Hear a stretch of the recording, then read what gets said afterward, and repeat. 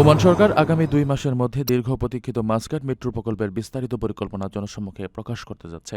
সোমবার ওমানের পরিবহন, যোগাযোগ ও তথ্য প্রযুক্তি মন্ত্রণালয়ের বার্ষিক সংবাদ সম্মেলনে এই ঘোষণা দেন মন্ত্রী সাইদ বিন হামুদ আল মাওয়ালি। তিনি জানান, প্রকল্পটির ঘোষণা ওমানের নগর যাতায়াত ব্যবস্থাকে আধুনিকায়ন করার পথে একটি বড় মাইলফলক এবং এটি রাজধানী মাসকাটের গণপরিবহন সেবাকে এক নতুন উচ্চতায় নিয়ে যাবে।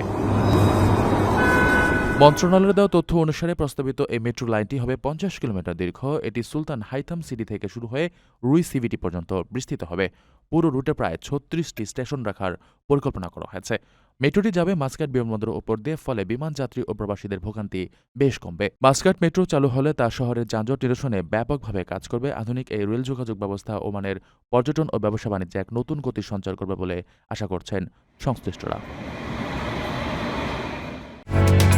ওমানের সেরা রেট দিচ্ছে বাংলাদেশি প্রতিষ্ঠান গালফ এক্সচেঞ্জ। প্রিয়জনকে টাকা পাঠাতে আজই আসুন আমাদের যে কোনো ব্রাঞ্চে অথবা কল করুন স্ক্রিনে দেয়া নাম্বারে। গালফ এক্সচেঞ্জ, বাংলাদেশিদের প্রিয় এক্সচেঞ্জ।